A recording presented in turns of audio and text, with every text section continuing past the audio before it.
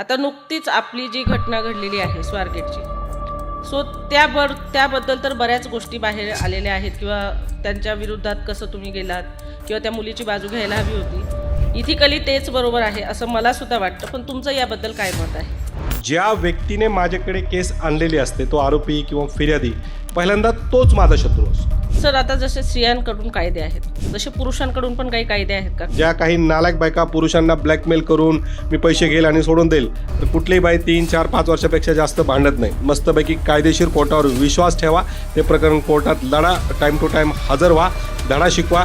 कारण काय असतं, आता जर कुणाला वकिली व्यवसाय मध्ये उतरायचं असेल किंवा त्यांना लॉ करायचं असेल, तर आत्ताच्या पिढीने लॉकडे वळावं का आणि का वळावं? खूप पैसेवाला, एक मिडल क्लास आणि गरीब, ह्या 3 वर्गामधून कुठल्या माणसाने वकिलीत यावं असं जर वाटत असेल, तर मी सांगेल सगळ्यात गरीब माणसाने वकिलीत यावं. जे मुलं मुली पळून जाऊन लग्न करतात किंवा घरच्यांच्या विरोधात लग्न करतात, तर त्या घरच्यांसाठी काही कायदा आहे किंवा त्या मुलींसाठी काही कायदा आहे का? जेव्हा मुलं मुली घरातून पळून जातात, मूर्खासारखं फोन बंद करतात. पोलिसाचा फोन असेल, जय हिंद सर, मी माझ्या आवडीने पळून आलेली आहे, मी लग्न करणार आहे, माझं वय एवढं. तू कुठे आहे, काय नाही सांगत साहेब, हक्कान ती बोलू शकते. कारण जेव्हा ती पोलिसांशी संवाद साधतात तेव्हा मिसिंगची कंप्लेंट होत नाही.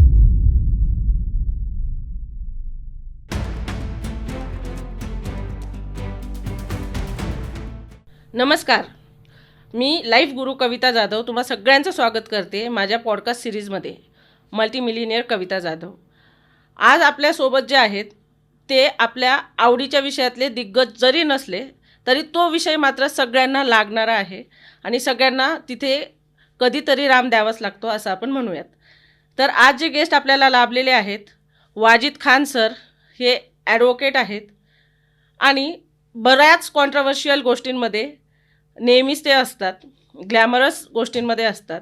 मग ते सलमान खान विरुद्ध कुठला तरी पुरावा आणून त्यांच्याविरुद्ध केस असो किंवा जरांगे पाटीलांना पाठिंबा असो किंवा अजून स्वारगेटची आता नुकतीच झालेली केस असू देत. सो अशा सगळ्या गोष्टींमध्ये कॉन्ट्रोवर्शियल व्यक्तिमत्व म्हणून ते उदयास आलेले आहेत. परंतु जरी कॉन्ट्रोवर्सीज क्रिएट झालेल्या असतील तरी त्यांच्याकडे कायद्याचं अगाध ज्ञान आहे. आपण त्या ज्ञानाचा उपयोग करून घेऊन आपण सर्वसामान्य लोकांपर्यंत ते ज्ञान पोचवण्याचा प्रयत्न करणार आहोत. कारण कुणालाही कायद्याची पायरी चढायला आवडत नाही, कोर्टाची पायरी चढायला आवडत नाही, पण कधीतरी आपल्याला काही गोष्टी लाईफमध्ये अनसर्टन आहेत आणि त्या येतात.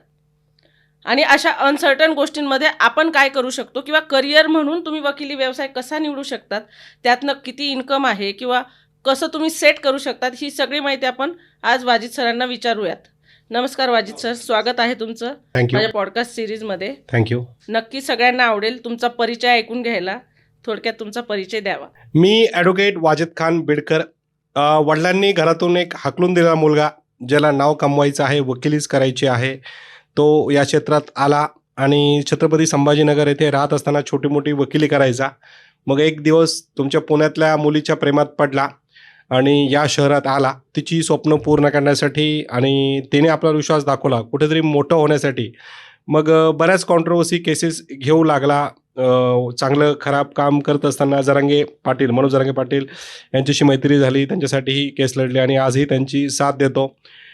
बरेच प्रकरणं असतील, फिल्म इंडस्ट्रीमधल्या कलाकारांना कोर्टात आणणे असो, अक्षय खन्नाला कोर्टात आणणं असो, अक्षय कुमार असो, सलमान खान, ह्या बऱ्याच कॉन्ट्रोवर्सी माझ्याशी जोडलेल्या आहेत. बिग बॉस सीझन 9ची पूजा मिश्रा माझी क्लायंट आहे, सनी लिओनीच्या विरोधात असो. तर अशा केसेस करून मग सोशल मीडियावर सुद्धा कुठंतरी माझं चांगलं चालतं, लोक बघतात, लाईक करतात. तर अशा प्रकारचा एक व्यक्ती आज आपल्यासमोर इथे बसलेला आहे. थँक्यू सर, प्रामाणिकपणे तुमची सगळी मतं तुम्ही मांडल्याबद्दल. सर, आता ह्या ज्या कॉन्ट्रोवर्शियल गोष्टी होतात, तर या गोष्टींना कायद्यानुसार तुम्ही हँडल करतात की ब्रेनने करतात, नेमकं काय? Good publicity plus bad publicity equal to good publicity. म्हणजे कुठलीही पब्लिसिटी ही शेवटी चांगल्यात मोडते. तर कधी कधी ब्रेन बाजूला ठेवून सामदाम दंडभेद सुद्धा वापरावं लागतात आणि बऱ्याच वेळेस ब्रेनसुद्धा वापरावं लागतं. त्यामुळं ती घटना कशी आहे, ती गोष्ट कशी आहे, यावर ते डिपेंड येतं. ओके. आता नुकतीच आपली जी घटना घडलेली आहे स्वारगेटची, सो त्याबद्दल तर बऱ्याच गोष्टी बाहेर आलेल्या आहेत किंवा त्यांच्या विरोधात कसं तुम्ही गेलात किंवा त्या मुलीची बाजू घ्यायला हवी होती. इथिकली तेच बरोबर आहे असं मला सुद्धा वाटतं, पण तुमचं याबद्दल काय मत आहे? माझं काहीच मत नसतं. मी एक कर्ण आहे. दुर्योधन किती वाईट जरी असला तरी त्याने त्याची बाजू घेतली होती. माझा पक्षकार वाईट आहे का चांगला हे नाही बोलणार आहे मी. परंतु एक वकिलाकडे जेव्हा काम येतं ती बाजू त्याला मांडणं अत्यंत आवश्यक आहे. आपल्या कायद्यात असं म्हटलं जातं की 100 लोक सुटले तरी चालतील, परंतु एका निष्पाप व्यक्तीला हे होता कामा नये. दुसरी गोष्ट, जे लोक माझ्यावर बोट दाखवतात, भाऊ ह्यानी केस घेतली, त्या मुलीची केस घेतली, त्या मुलीच्या विरोधात केस घेतली, त्या आरोपीची केस घेतली. कुठला वकील बलात्काराची केस घेत नाही. रोज कंटिन्यू वकील केसेस घेतात. त्या फक्त प्रसिद्ध नाहीत, फेमस नाहीत म्हणून लोक त्यांच्याविषयी बोलत नाहीत. आपल्याकडे जे काम येतं ते इमानदारीने करणे हे वकिलाचं काम. दुसरं, जे लोक मला बोट दाखवत आहेत, कदाचित त्या लोकांना माहीत नसेल की त्यांच्या टॅक्समधला 1% हिस्सा आरोपींवर जेलमध्ये खर्च केला जातो. मी तरी त्याची केस लढतोय, तुम्ही त्याला भाकर खाऊ घालतात. कोर्टाच्या बाहेर लिहून लावायचं वकिलांनी अशा केस घेऊ नये, किंवा जेलमध्ये अशा आरोपींना डायरेक्ट फासावर चढवायचं. तर असं नसतं. कायदा सगळ्यासाठी समान आहे.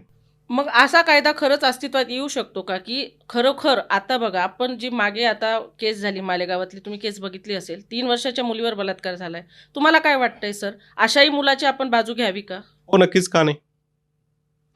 नक्कीच मी आपल्या पॉडकास्ट समोर सांगेल की प्रत्येकाला बाजू मांडण्याची संधी देण्यात यावी.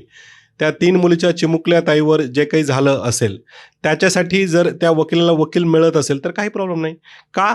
कारण बाबा, जी कोर्टाची कामकाज पद्धती आहे, न्यायप्रणाली आहे, ती शेवटपर्यंत ते कसं घडलं, काय कोण जबाबदार आहे का, अजून कोणी जबाबदार आहे का, ती शेवटपर्यंत नेली जाणं अत्यंत आवश्यक आहे. नाहीतर याने काय होईल, डायरेक्ट लोकांना फाशी होणं सुरू होईल.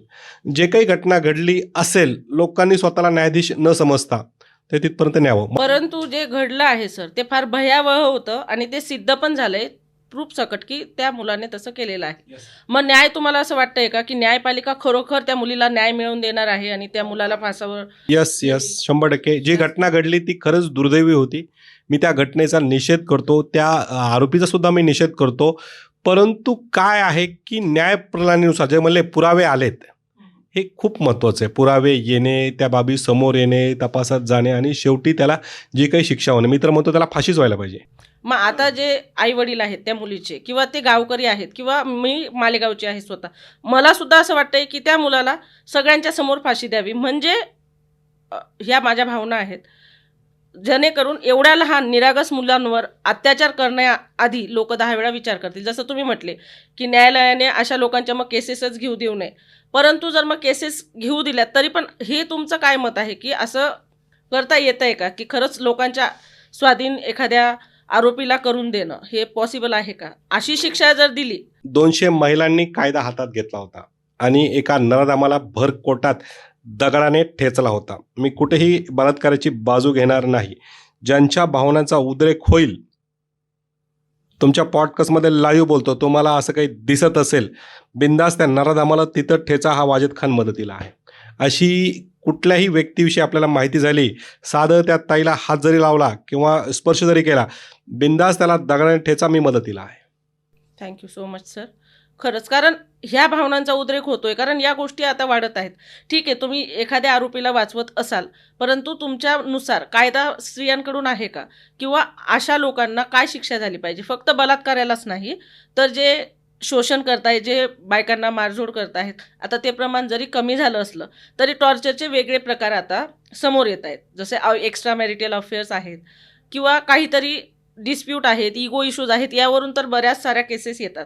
ॲज अ लाईफ कोच माझ्याकडे सुद्धा बऱ्याच केसेस म्हणजे येतात की ते म्युच्युअली त्यांना सॉर्ट आऊट करून घ्यायचं आहे, परंतु बऱ्याचदा म्युच्युअली होत नाही, ते कोर्टाची पायरी चढतातच.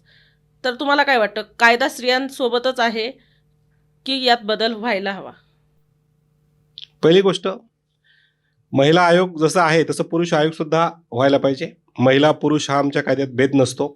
परंतु काय आहे, पुरुष म्हणजे अत्याचारी आणि महिला म्हणजे पीडिता, असा एक रोग किंवा मन लागू होत चाललेले आहे. एक साधं उदाहरण आपल्या पॉडकास्टच्या समोर देतो. मी नुकतीच एक केस हँडल करत आहे. दोघांचंही लव्ह मॅरेज, दोघांनीही प्रेम जातीच्या भिंती तोडून लग्न केल्यानंतर त्यांचं पटत नसल्यामुळं ते प्रकरण कोर्टात गेलं. काही समजूतदार लोकांनी त्यांना एकत्र आणलं. अरे नाही, एकत्र राहा. मग 2 जुळे ट्विन्स जन्माला आले. जन्माला आल्यावर ती जी महिला होती, तिचे नाही, माझं असं, माझं तसं, माझं हे ते वाढू लागलं. आणि नवऱ्याने मला वेगळं राहायचं, मग नवऱ्याने वेगळं पण घेऊन राहिलं. काही नाही ऐकलं की ती मुलांना फडाफड मारायची. मग मुलांच्या चेहऱ्यावर नाकावर जेव्हा बोल दिसू लागले, नवऱ्याने घरी CCTV कॅमेरे लावले आणि त्याला कळलं की ती मुलांना मारते, मुलांवर राग काढते. परंतु तो जिथं कुठं जायचा, पोलीस म्हणजे हे असं कुठं असतं का, ती सख्खी आई आहे, तर विश्वास ठेवायला तयार नाही. मध्यंतरी कोंडवाची घटना घडली होती. तर असं काही नाही आहे, पुरुष आणि स्त्री हे काही नसतं. आरोपी हा आरोपी असतो. त्याला लिंगाच्या आधारे आपण जी तुलना करतो ती चुकीची मुळात. बऱ्याच वेळेस असं नाही की प्रत्येक पुरुष चांगला आहे, प्रत्येक स्त्री चांगली आहे.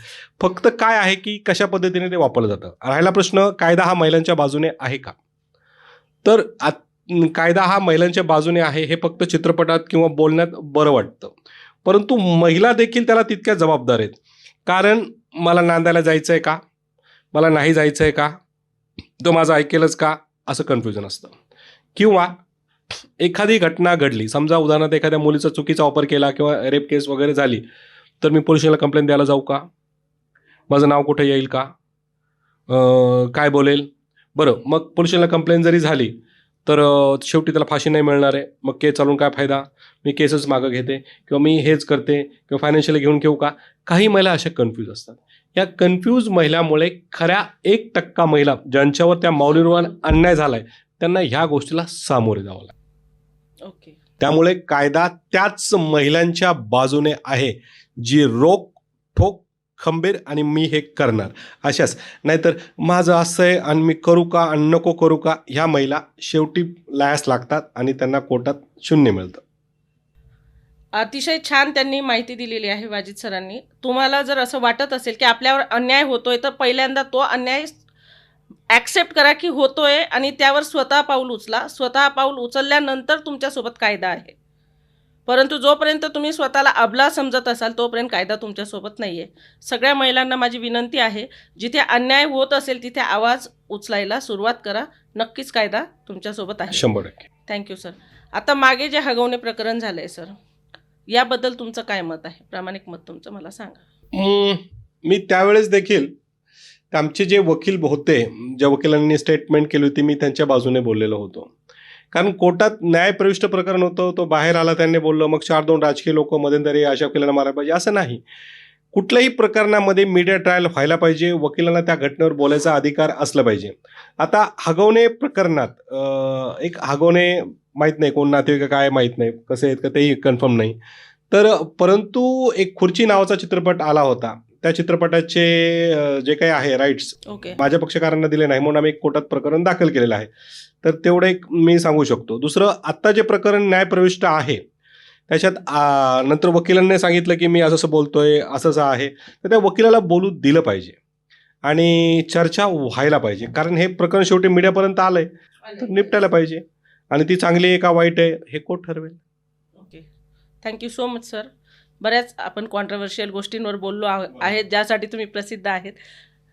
म्हणजे त्यातनं पण तुम्ही नॉलेजच दिलेलं आहे. पण आता जर कुणाला वकिली व्यवसाय मध्ये उतरायचं असेल किंवा त्यांना लॉ करायचं असेल, तर आत्ताच्या पिढीने लॉकडे वळावं का आणि का वळावं?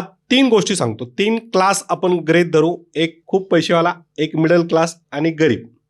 ह्या 3 वर्गामधून कुठल्या माणसाने वकिलीत यावं असं जर वाटत असेल तर मी सांगेल सगळ्यात गरीब माणसाने वकिलीत यावं. ओके. कारण मिडल क्लास म्हणजे श्रीमंत आणि खूप गरीबतानेच यावं. मिडल क्लास काय आहे की तो कन्फ्यूज असतो. म्हणजे त्याला वकिली पास करायला 28 ते 30 वर्ष निघून जातात. कोर्टात कमीत कमी 3 वर्ष एखाद्या वकिलाच्या हाताखाली काम करायचे. त्यानंतर तो जेव्हा स्वतःच्या बळावर उतरतो त्यामधले म्हणजे खूप कमी लोक खूप मोठ्या प्रमाणात यशस्वी होतात. परंतु काही लोक त्यांना स्ट्रगल पिरियड वाढत जातो. मग घरच्यांचं लग्न, मुलांच्या जबाबदाऱ्या, अक्षरशः मग ते कोर्टात आपल्याला दिसत असेल असं साब नोटरी है क्या, साब बॉन्ड है क्या किंवा ॲक्सिडेंटची केस. तर ही परिस्थिती येऊ नये म्हणून वकिली व्यवसायात उतरताना 100 वेळेस विचार करायचा. मी 2008चा पासआउट आहे. मी बिअर बारमध्ये रात्री काम करायचो 9 ते 2 आणि मग सकाळी कोर्टात जायचो. म्हणजे माझा स्ट्रगल पेट स्वतःचा लांबचा राहिलेला आहे. तर काय होतं, मिडल क्लास मिळत नसल्यामुळे तो कन्फ्यूज असतो, हे करू ते करू ते करू हे करू. पण वकील व्यवसाय हा 24 तासाचा व्यवसाय. गरीब माणसाला काय असतं, आज उपाशी तेव्हा उपाशी, मग तो भिडत राहतो. ओके. आणि मोठ्यांचं काय, त्यांना फायनान्शियली बॅकअप असतं. त्यामुळं मिडल क्लास माणसानं, मध्यमवर्गीय माणसाने वकिली देताना खूप विचार करायला पाहिजे. हे क्षेत्र तुम्हाला भरपूर काही देणार आहे, परंतु त्याच्याकडून तुमच्याकडून घेणार आहे ते पहिल्यांदा तुमचे मित्र हिरावून घेतो. हा व्यवसाय तुमचे नातेवाईक हिरावून घेतो. सण, सुदी, आनंदाच्या गोष्टी ह्या सगळं हिरावून घेतो. तुम्ही अगोदर ह्या क्षेत्राला जर दिलं तर तुम्हाला सगळं काही मिळणार आहे. Thank you so much sir. वकिली करताना नीतिमत्ता आणि इथिक्स ह्या पाळून वकिली कशी करता येते? काय नाही, वकिलाने एक गरीब धरायचं, नीतिमत्ता हे ते सगळं सगळं बाजूला ठेवून द्यायचं. त्याने एकच गोष्ट पाळायची, स्वतःला त्याने कर्ण समजायचं. कर्ण, जसं दुर्योधन चांगला होता की वाईट याचा विचार नाही केला. जो आपला पक्षकार आहे त्याचं आलेलं काम शेवटपर्यंत तडीच न्यायचं. नैतिकता, बितिकता हे ते लय भारी भारी भारी शब्द वाटतात. आपल्याकडे आलेला माणूस त्याचं काम प्रामाणिकपणे करून देणे, बाकी सगळ्या गोष्टी जुगारून लावणे. Thank you so much sir. कोर्टात ज्या वेळेला तुम्ही काम करता तर सगळ्यात मोठं आव्हान काय असतं किंवा तुम्ही कुठल्या स्ट्रॅटेजिक प्लॅननुसार त्या केसेस लढत असतात? कोर्टात जेव्हा मी एखादी केस प्लॅन करतो, ज्या व्यक्तीने माझ्याकडे केस आणलेली असते, तो आरोपी किंवा फिर्यादी, पहिल्यांदा तोच माझा शत्रू असतो. तोच वकिलाचा सगळ्यात मोठा शत्रू असतो. कारण काय आहे, ज्या व्यक्तीने केस आणलेली आहे तो आपल्या डोक्याने चालणार का त्याच्या डोक्याने चालणार? आजच्या काळात यूट्यूब, गुगलमुळे अर्धे लोक स्मार्ट झालेले आहेत, ओव्हर स्मार्ट. त्यानंतर तो काय करतो, वकिलाकडे भलेही केस दिलेली असते, मग त्याचा काका, मामा, नाना, राजकीय नेता हे ते त्यांच्याशी चर्चा करतो. मग वकिलावर तो बर्डन सोपवावा लागतो. म्हणजे तुम्ही एखाद्या वकिलाकडे केस दिल्यानंतर पूर्ण त्याच्यावर विश्वास ठेवा, त्याला शिकू नका. परंतु आजच्या काळात लोक काय करतात, वकिलांकडे केस दिली की मग ते हळूच फोन येतो, हां काय, मी ह्याचं नाव भाऊ बोलतोय, मी काका बोलतोय, काय झालं केसचं, कधी होणार, केव्हा होणार. मग वकिलांमध्ये आणि पक्षकारांमध्ये क्लॅशेस वाढले जातात.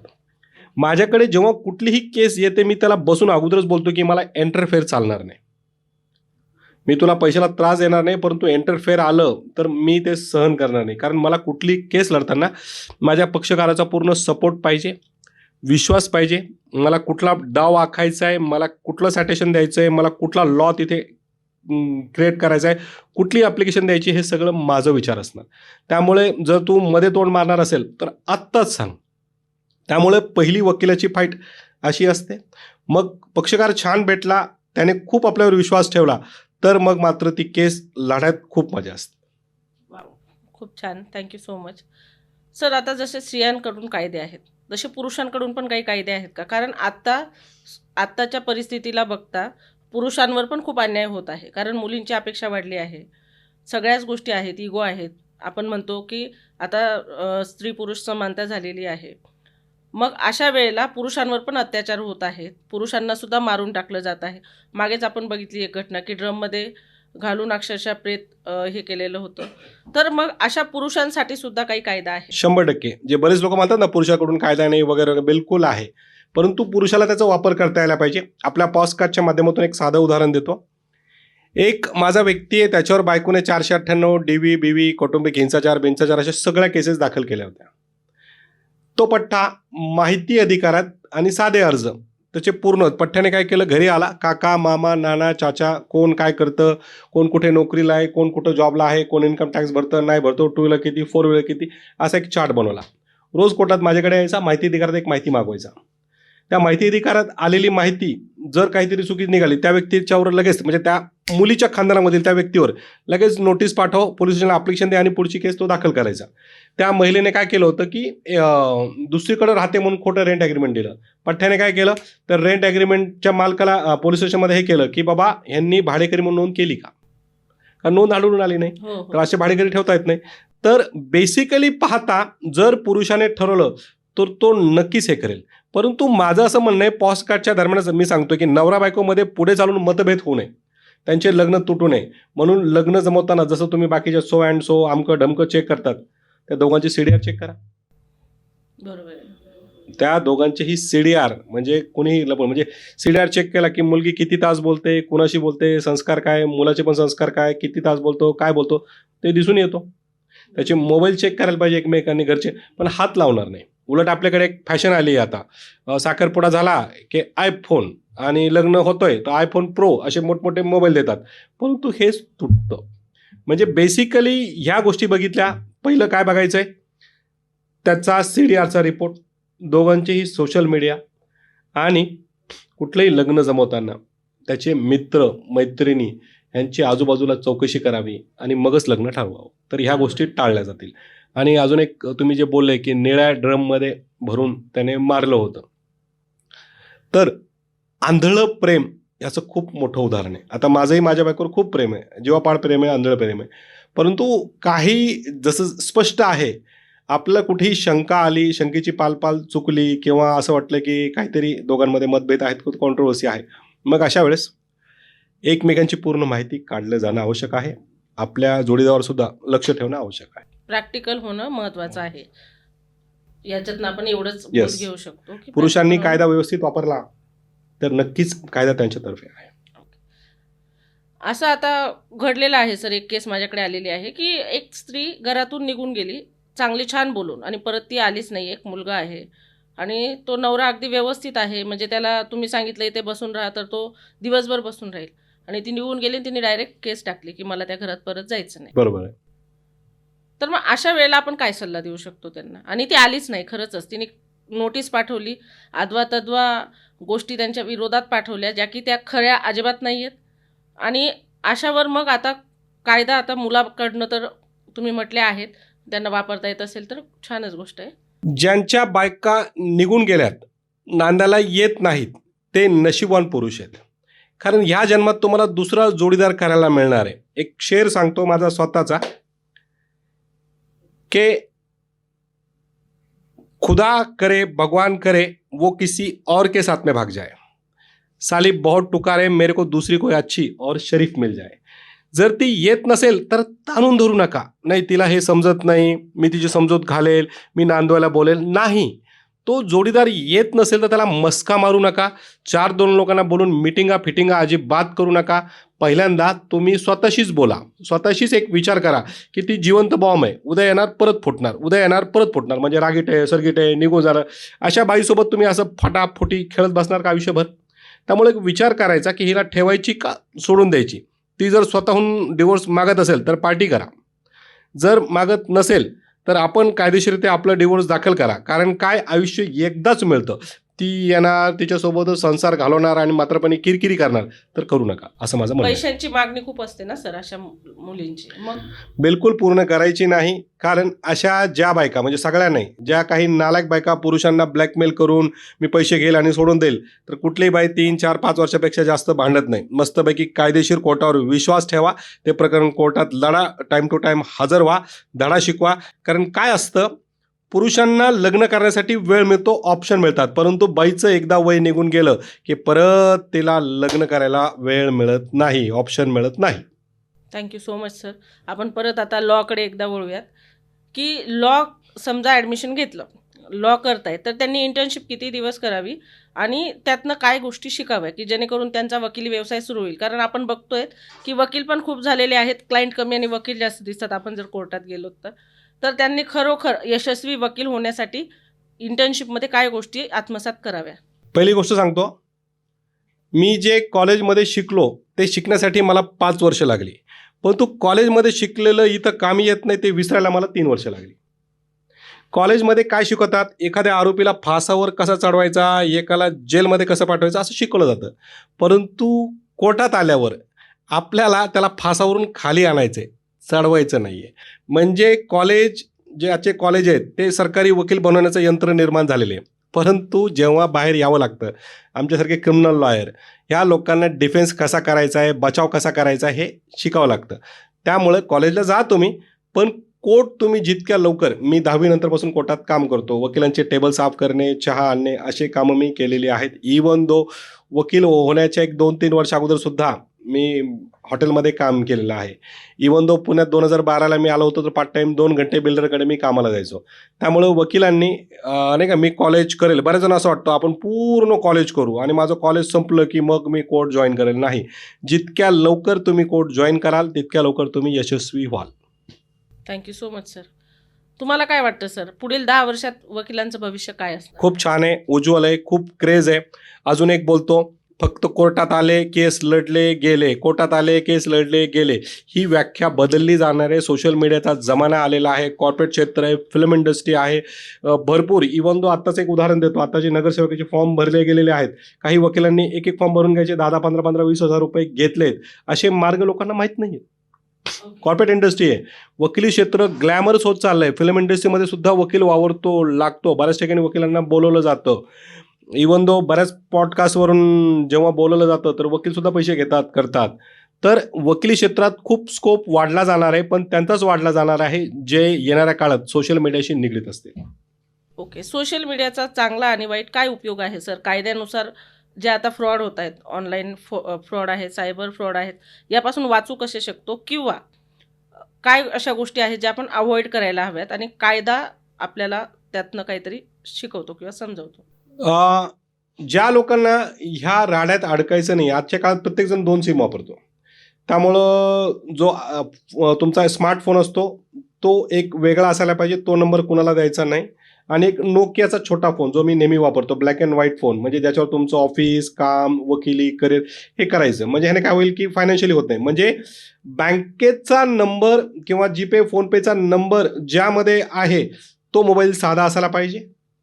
तुमचा स्मार्टफोनचा जो नंबर आहे तो फक्त फॅमिली द्यायला पाहिजे. ह्याने काय होईल की बऱ्याच गोष्टी टाळल्या जातील. आणि आता एक साधं उदाहरण देतो. काय होतं, लोक पटकन पॅनिक होतात, भावनिक होतात. मला एक 4-5 दिवसापूर्वीच एका महिलेचा फोन आला की सर, आउट ऑफ कंट्रीच्या माणसानं आपलं आधार कार्ड दिलं, कुठं आपलं नाव सांगितलं तर काही प्रॉब्लेम येतं का, ओळख झालेली आहे. म्हणलं काय झालं पूर्ण सांग. तर म्हणे आता मला 5,000 रुपये कस्टमने जमा करायला सांगितलेत. मग मला कळलं की समोरच्यांनी याचे सोशल मीडिया बघून याच्याशी मैत्री केली आणि आता तिसरा व्यक्ती भीती टाकून पैसे काढतोय. तर मी त्याला सांगितलं की 5,000, जसं फोन त्यांचा आला ते 5 मागितल्या म्हणे आणि त्यांनी अर्धा तासाचा वेळ दिला. मला तू त्यांचा फोन आल्यावर परत बोल, जय हिंद सर, ओके 5 भरायचे आहेत का, ठीक आहे सर, माझे ॲडव्होकेट्स आहेत, मी त्यांच्याकडे पैसे दिलेले आहेत आणि लगेच ते पैसे भरतील. सेम तसं, आणि ते फक्त व्हॉट्सअप कॉल करायचे. ओके, तर मग त्यांचा परत फोन नाही आला म्हणजे आजच्या ते काळात. फ्रॉडच होतं. येस. आणि आजच्या काळात सोशल मीडियावर अजून एक आहे, जे आजचे तुमचं पॉडकास्ट बघणाऱ्यामध्ये काही यंग पिढी सुद्धा असेल. यंग पिढीच्या पोरांनो एक गोष्ट सांगतो, तुम्हाला एखादी मुलगी व्हॉट्सअप कॉल, व्हिडिओ चॅटिंग करून मी तुम्हाला हे दाखवते, मी तुम्हाला ते दाखवते, जानी क्या कर रहे हो वगैरे वगैरे, असा एक तुम्हाला व्हिडिओ कॉल येईल. तुम्ही कदाचित शर्टसुद्धा काढाल किंवा अजूनही काही काढाल तर तो तुम्हाला येईल आणि त्यानंतर ती सांगेल की अब मेरे को ऐसा ऐसा नहीं तो मैं व्हिडिओ व्हायरल कर दूंगी और ऐसा ऐसा कर दूंगी. असं जर तुम्हाला काही आलं तर त्याला माझ्या भाषेत गाजर आणि लॉलीपॉप असं म्हटलं जातं. अजिबात घाबरायचं नाही, कारण ते फक्त व्हॉट्सअपवरच कॉल करतात. त्यांनी पैसे मागितले तर बिलकुल पैसे देऊ नका. काही असेल तर म्हणावं कर व्हायरल, काय करायचं कर, कारण असे लोक कधीही ते व्हायरल करत नाही, ते फक्त तुम्हाला ब्लॅकमेलिंग करतात. बऱ्याच वेळेस हे लोक हिंदीमध्ये बोलतात, तर घाबरायची अजिबात गरज नाही. सर, त्यांना आपले माहिती कशी, आता समजा मला सुद्धा स्वतःला एक फोन आला होता, माझ्या पप्पांचं नाव आहे दिलीप शिंदे, तर यांनी मला तुम्हाला पैसे ट्रान्सफर करायला लावलेत. आता मी तर तेवढी आहे हुशार म्हणून मला कळलं ते. मी म्हटलं माझ्या वडिलांना मला पैसे द्यायचे तर ते मला कॉल करतील. आणि पहिली गोष्ट म्हणजे तुम्ही हिंदीत बोलतायत, हिंदीत माझ्या पप्पांना बोलायला आवडतच नाही, प्रश्नच नाही आहे, असं मी सहज त्यांना फेकलं. तर म्हणे नाही नाही, माझे ते मित्र आहेत, पण माझ्याकडनं पैसे त्यांना यायचे होते, तर त्यांनी सांगितलं माझ्या मुलीला पाठवा. म्हटलं त्यांची मुलगी इतकी गरीब नाही की 10,000 रुपये तिच्या अकाउंटला ते पाठवायला सांगतात. पाठवायचे तर लाखो पाठवतील ते. परत म्हटले तू आपको मेरे ऊपर भरोसा नाही आहे क्या, ऐसा वैसा. म्हटलं मला कोणावरच भरोसा नाही. माझ्या बापाचा फोन आला की मी घेईल म्हटलं पैसे, आणि फोन मी ठेवला. परत त्याचा फोन आला, दीदी आपका नंबर दो, मुझे पैसे ट्रान्सफर करने. म्हटलं मी तो नंबर आता काकांना देते, काका पोलीस आहे, तुम्ही त्यांच्याशी बोला. परत फोन नाही आला. बरोबर. तर अशा घटना होत असतात. यामध्ये अजून एक गोष्ट सांगतो की ह्या लोकांना आपण जेव्हा शॉपिंगला जातो, बऱ्याच ठिकाणी जातो, तिथून आपले नंबर हे होतात, पहिलं रिझन. Yes yes. दुसरं, तुम्ही इंस्टाग्राम, फेसबुक वगैरे वगैरे सोशल मीडियावर बिंदास तुमचे नंबर टाकतात, तुमच्या घरी काय चाललं काय नाही टाकतात. बरेच जण येडे तर पाठीमागचं बॅकग्राऊंडमध्ये काय येतं ते बघत नाहीत, ते पण टाकतात. काही लोक आपले ID टाकतात, हे टाकतात, त्याचा गैरवापर होतो. म्हणजे त्यांना कळतं की हे असं असं आहे, मग ते तुम्हाला ब्लॅकमेल करतात. इवन दो कधीही कोणी असं सांगितलं की मला तुम्हाला पैसे टाकायचेत किंवा काढायचेत, असं जर कोणाचं आलं तर सांगायचं अगोदर आपण भेटू आणि मग समोरासमोर बोलू, किंवा आता वेळ नसेल तर आपण हे नंतर करू. तर अशा प्रकारच्या गोष्टी होतात. खूप छान. Thank you so much sir. खूप छान आणि व्हॅल्युएबल इन्फॉर्मेशन तुम्ही दिलेली आहे, जेणेकरून सगळ्यांनाच त्याचा फायदा होणार आहे. फोन कसा वापरायचा आणि कसा हाताळायचा हे त्यांना कळणार. येस. नक्कीच. सर, काही अशा नॉर्म्स आहेत किंवा कायदे आहेत का, जे सर्वसामान्यांसाठी आहेत, ज्याचा ते वापर करू शकतात, किंवा आत्ता नवीन 2026 साठी काही गोष्टी फायनान्शियल असू देत किंवा इकॉनॉमिकल गोष्टी असू देत, असे काही कायदे बदलले आहेत का, किंवा ITR आहे, या गोष्टींमध्ये काही तुम्ही सांगू शकतात का, किंवा काय बदल? नाही, कायदे तर भरपूर बदललेत, नवीन नवीन चेंजेस झालेले आहेत. सर्वसामान्यांना बघितलं तर माहिती अधिकार आहे, विलंबनस्पती अधिनियम 2005 आहे, IT ॲक्टमध्ये सुद्धा आहे आणि आता तुकडेबंदी कायदासुद्धा उठवण्यात आलेला आहे. बरेच रेव्होल्युशन आहे. तर येणाऱ्या काळात अजून कायदे सोपे होत आहेत, लोकांसाठी नवीन नवीन कायदे येत आहेत, राबवले जात आहेत. Okay okay. Thank you so much sir. खूपच छान माहिती दिली. बाकी कुठल्याही गोष्टी असू देत, पण ॲज अ लॉयर खूप छान इन्फॉर्मेशन तुम्ही दिलेली आहे.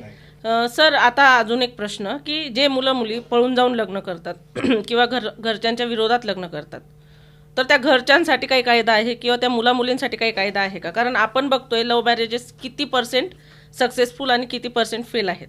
बरोबर. सो याबद्दल तुमचं काय मत आहे? आपण दोन गोष्टी त्याला विभागणी करूया. एक तर घरचे, आईवडील मुलीचे, आणि नंतर ते मुलगा आणि मुलगी. तर एक घटना आहे. एक म्हातारा बाबा होता, त्याची पोरगी पळून गेली. पळून गेल्यावर त्या बाबानं मिसिंगची कंप्लेंट नाही टाकली. 99% पॅरेंट्स पोरगी निघून गेली की मिसिंगची कंप्लेंट टाकते. पळून जरी गेली, त्यांना माहीत असेल तरी मिसिंगची कंप्लेंट टाकतात. ते नाही टाकायला पाहिजे. त्या बाबाने अक्षरशः माझं घरातील एवढं सामान, एवढ्या गोष्टी आणि पैसे घेऊन गेली म्हणून चोरीची कंप्लेंट टाकली.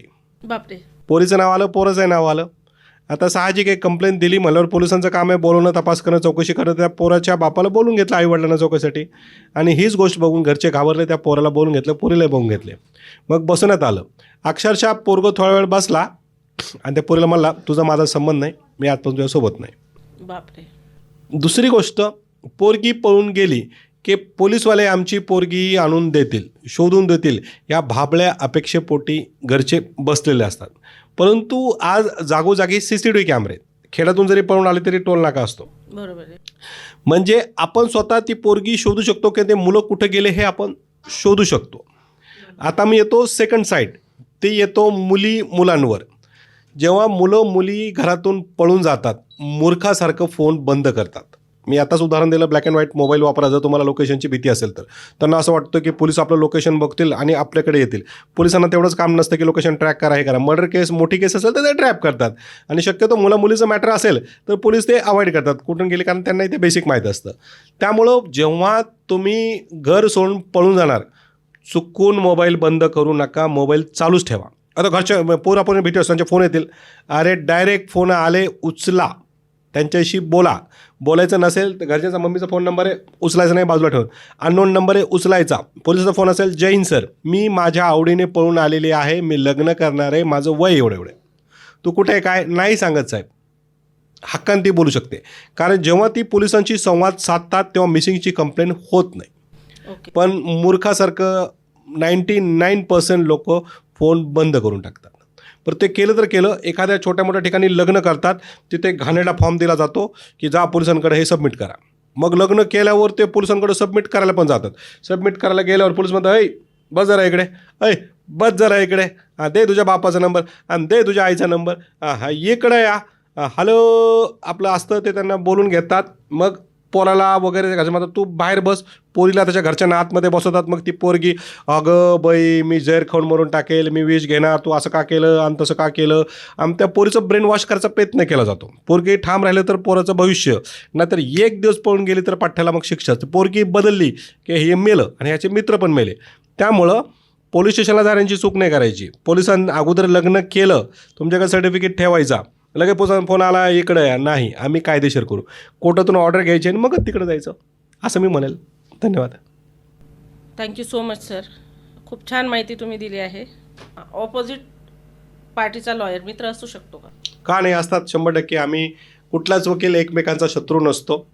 आम्ही शेवटी वरती जेव्हा एकमेकांना भांडतो, मग खाली येऊन आम्ही एकमेकांशी गप्पेच मारतो. मी तुम्हाला एक उदाहरण देतो. एक खूप मोठे वकील, आमची आर्ग्युमेंट कोर्टात चालत असताना ते ऑब्जेक्शन न म्हणता मध्ये लुडबुड करायचे. मी अक्षरशः भर कोर्टात त्यांना बोललो, ओ हे काय भाजी विकताय का तुम्ही, न्यायदेवतावरती बसलेले तुम्ही मूर्ख बडबड करतात, ऑब्जेक्शन म्हणा, परवानगी घ्या, मग बोला, कळतंय का, शटअप, असं मी त्यांना झापलं.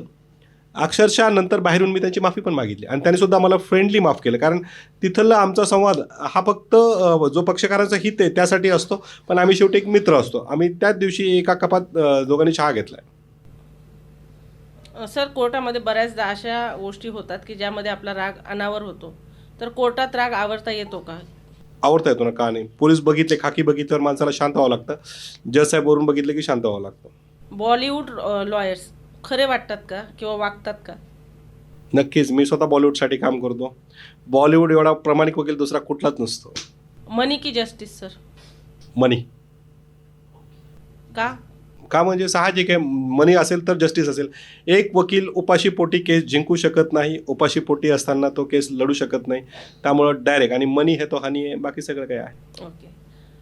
असं म्हटलं जातं सर की फक्त श्रीमंतांनाच न्याय मिळतो, गरिबाला मिळत नाही. यावर तुमचं काय मत आहे? गरीब म्हणलं की अशी हातपाय थरथर होतात, भीती वाटते. गरीब हा गरीब असावा, माजुरडा नसावा. मी एक गोष्ट सांगतो, जेव्हा आमच्याकडे गरीब लोकांची केस येते, अहो सर पैसे नाहीत, हो सर अडचण आहे, सर आमची केस लढा, ही त्यांची भाषा असते. थोडेफार पैसे दिले, केस दिली, काय झालं आमच्या केसचं, आणि कधी पोरगं बाहेर येणार, आणि कळत नाही का, आणि मग त्याचा फोन, काकाचा फोन येणार, मामाचा फोन येणार. अक्षरशः ते वकिलाला पान उतारा करणारे सुद्धा लोक आहेत. म्हणजे तो गरीब असावा पण माजुडा नसावा. कारण आत्तापर्यंत गरिबांचे खतरनाक अनुभव मला आलेले आहेत. त्यामुळे मी येताना त्याचे नियम, रूल, फॉर्म भरून घेतो.